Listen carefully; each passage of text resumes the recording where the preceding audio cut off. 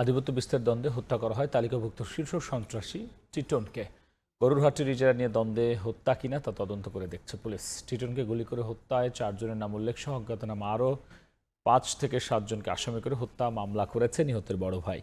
তার দাবি, বসিলার গরুরহাটের ইজারা নিয়ে দ্বন্দ্বেই হত্যাকাণ্ড। বিকেলের সংবাদ সম্মেলনে ডিবি প্রধান শফিকুল ইসলাম জানিয়েছেন, সিসিটিভি ফুটেজ দেখে জড়িত কয়েকজনকে শনাক্ত করা হয়েছে। তাদের গ্রেফতার অভিযান চলছে বলেও জানান তিনি।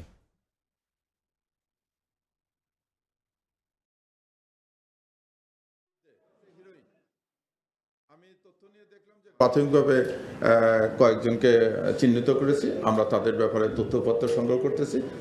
ইনশাল্লাহ এটা আমরা খুব সহসাই হত্যাকাণ্ডের রহস্য উদ্ঘাটন করতে পারবো এবং যারা এর জন্য দায়ী তাদেরকে আমরা আইনের আওতায় নিয়ে আসবো। কেবল তো মামলা হয়েছে, যে সমস্ত আসামিদের নাম দেওয়া আছে বা নেপথ্যে কারা, এবং এই যেটা আপনি বললেন যে হাট নিয়ে, এটাও তো আসলে একটা আধিপত্য নিয়ে, সামনে কোরবানি, আপনি জানেন যে কোরবানির হাট নিয়ে একটা আধিপত্য বিস্তার নিয়ে আমাদের এখানে বিভিন্ন রকম গ্রুপ করে আবির্ভাব হয়।